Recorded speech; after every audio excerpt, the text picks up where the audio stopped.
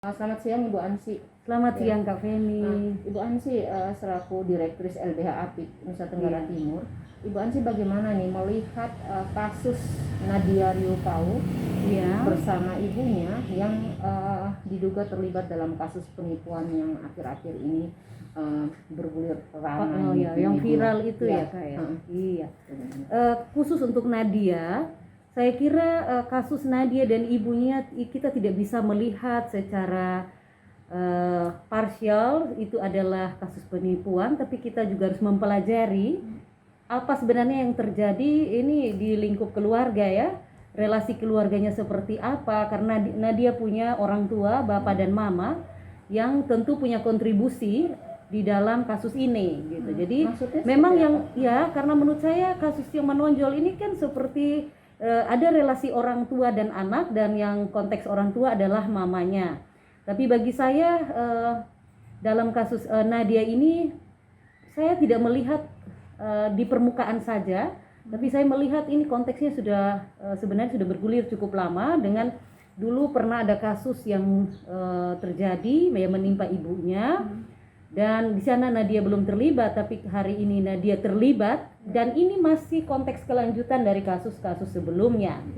Dan saya punya gambaran tentang seorang Nadia berdasarkan pengalaman saya ya. Saya mengenal Nadia itu. Artinya seperti apa Nadia itu? Nadia itu anak yang saya kira anak yang luar biasa. Dia punya cara pandang yang berbeda dengan anak pada umumnya, karena dia punya kemampuan atau kekuatan untuk bisa membantu dari aspek keluarga terhadap orang tuanya. Itu terlihat dari upaya Nadia yang dilakukan beberapa tahun yang lalu. Itu saya lihat dia sangat kuat untuk mensupport keluarga. Dengan cara apa? Dengan cara membantu ekonomi keluarga dengan berjualan online, baik itu kue, makanan dan seterusnya. Padahal itu masih dia usia anak.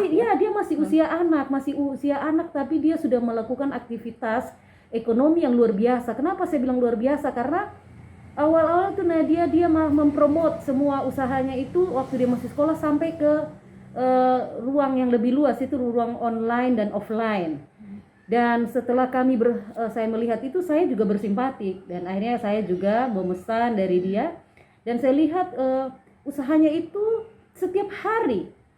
Akhirnya saya juga bertanya, Nadia selain sekolah memang dia ada punya aktivitas lain, tapi dia juga punya usaha keras di bidang ekonomi ini. Apakah dia bisa membagi waktu dengan baik? Menurut saya itu sepertinya sudah ada eksploitasi. Ya gitu. Karena Jadi anak mungkin dia tidak bisa dapatkan saat itu. Kapan seorang anak kan butuh istirahat juga gitu kan, tapi saya lihat kok gencar sekali. Tapi saya kembalikan itu pada mekanisme keluarga Nadia itu seperti apa, sehingga Nadia dipakai sebagai simbol usaha waktu itu. Oke, simbol tidak masalah, tapi kalau sesuatu yang dilakukan secara intens itu bisa kita ikuti juga tiap hari dan macam-macam. Kue Nadia harus jalan gini-gini, dan itu kapan Nadia belajar, kapan Nadia berusaha bikin kue dan seterusnya, waktu dia seperti apa. Aroma eksploitasinya sudah ada waktu itu. Hingga masuk kepada tahap berikut, ketika kasus ini saya cukup shock ya, kemarin lihat tiba-tiba dia tersebar sangat viral isu Nadia ini. Saya memiliki tanda tanya besar. Apakah memang Nadia pantas diperlakukan seperti itu atau dijudge oleh publik seperti itu? Tapi kan Kak Ansi, bahwa di salah satu item dalam berita itu bahwa sempat mengumumkakan bahwa keterlibatan Nadia di situ, ia juga ikut menelpon atau sebagai menelpon beberapa korbannya. Kak Ansi melihat itu bagaimana? Ya, dalam sebuah peristiwa pidana, ya orang kan tahu, oke lah tadi bilang ada unsur penipuan dan lain-lain, kita lihat unsur-unsurnya. Bahkan kalau Nadia turut serta di dalamnya, saya kira kita jangan lihat unsur kesertaannya di situ seperti apa. Tapi di balik peristiwa ini, posisi Nadia itu kan sangat rentan. Dia kan posisi sebagai anak yang memiliki relasi kuasa yang tidak setara dengan orang tua. Saya pahami mungkin ada persoalan ekonomi keluarga di sana, dan Nadia merasa bahwa dia turut bertanggung jawab sebagai keluarga, sehingga dia juga berjuang untuk menyelesaikan persoalan itu, hingga dia harus terjerat dan terjerumus dalam persoalan seperti ini. apakah Nadia paham bahwa keterlibatan yang terlalu jauh, bahkan dia mungkin dipakai, dicatut namanya, kepopularitasnya sebagai runner up ini ya, Miss Indonesia, itu dipakai, dimanfaatkan oleh pihak tertentu, dalam hal ini orang tuanya, dalam mungkin ibunya, seperti itu, dengan embel-embel yang lain. Saya kira itu juga harus dilihat. Kalau omong karakter, saya kira anak ini karena punya karakter yang baik sehingga dia bisa lolos sebagai Miss Indonesia. Itu bukan sesuatu posisi yang biasa, itu posisi yang luar biasa, dan itu sudah lewat proses yang panjang. Dan saya mengakui siapapun yang menilai Nadia untuk jadi runner up Miss itu orang-orang yang memiliki high quality, orang-orang yang memang berkompeten, dan memang Nadia punya kompeten itu. Apakah setelah jadi Miss Miss Indonesia, posisi dia itu dimanfaatkan untuk hal-hal negatif, saya kira kita tidak bisa menjatuhkan sebuah kesalahan utama pada Nadia dan kita memojokkan dia dengan cara kata-kata dan memviralkan dan lain-lain.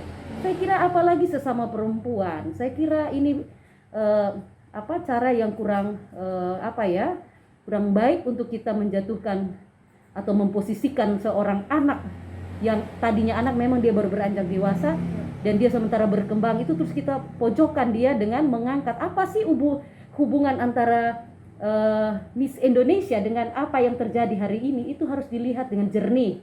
Jangan kita memanfaatkan gelarnya dia itu untuk lebih menjatuhkan lagi, memojokkan lagi si Nadia, seperti itu. Dan harapannya Kakak Ansi untuk penyidik apa nih? Ya, saya kira jangankan penyidik, kita semualah. Kita warga negara Indonesia adalah negara hukum, dan mari kita prioritaskan asas praduga tak bersalah. Berita boleh bombastis, ya, boleh viral kiri kanan, cukup kita dengar, dan sebagai orang yang paham, orang yang memiliki hati nurani, mari kita melihat setiap persoalan itu dengan jernih. Jangan karena ada unsur-unsur yang lain terus kita mau ngambil kesempatan ini untuk memojokkan seseorang. Itu tidak baik, karena itu saya punya harapan. Kakak Ansi, harapannya apa untuk Nadia? Saya berharap Nadia tetap semangat, Nadia terus maju ke depan. Memang tantangan hidup tidak gampang, tapi Nadia harus menghadapi setiap tantangan itu dengan spirit yang kuat, yaitu yang tetap berpegang kepada spirit yang Nadia pegang selama ini, melakukan sesuatu untuk kebaikan sesama, seperti itu ya. Jadi jangan pernah takut, jangan pernah putus asa, dan saya kira Nadia juga harus bisa merefleksikan setiap kejadian ini untuk mengambil hikmah yang terbaik untuk kehidupan Nadia ke depan. Gitu. Ya, baik, mungkin ada hal lain yang mau ditambahkan untuk orang tua?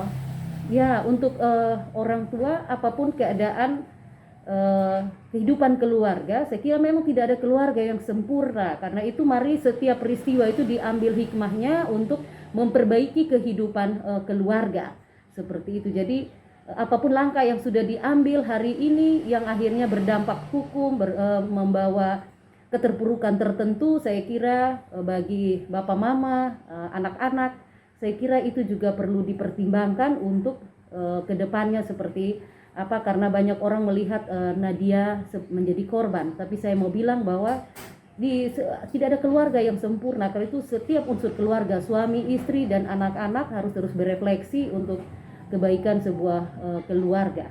Jadi tidak ada orang yang tidak punya masalah, semua orang punya masalah, dan tidak ada manusia yang sempurna. Karena itu baik bapak, mama, dan anak-anak harus bergandeng tangan, kemudian berefleksi, memperbaiki diri, sehingga dengan demikian situasi akan membaik dan kita bisa ambil hikmah dari setiap peristiwa yang terjadi di dalam rumah tangga. Dan untuk orang tua pada umumnya, Kakak Ansi, apa ketika terlibat dalam persoalan ekonomi keluarga, apa yang harus dilakukan? Apa memang? Ya, saya kira tanggung jawab ekonomi itu ada di ekonomi keluarga, itu ada di orang tua. Kalaupun anak mau membantu bersama-sama dengan orang tua, kita harus proporsional gitu. Jadi memperhatikan hak-hak anak, anak yang turut bekerja itu seperti apa, tapi dia juga harus diberikan waktu yang cukup untuk dia bisa mendapatkan hak-haknya untuk istirahat, untuk melakukan hobi, kemudian juga untuk mendapatkan nama baik dan seterusnya. Memang didorong untuk anak itu bisa maju dan berprestasi dan harus mampu menjaga prestasi yang sudah dipersembahkan oleh anak untuk kebaikan, untuk nama baik keluarga dan seterusnya, itu harus tetap dijaga seperti itu. Jadi ingat dalam pemenuhan ekonomi jangan eksploitasi anak ya, seperti itu. Ada batasan-batasan. Iya. Terima kasih Kak Ansi. Iya. Selamat siang. Selamat siang Kak Fendi ya.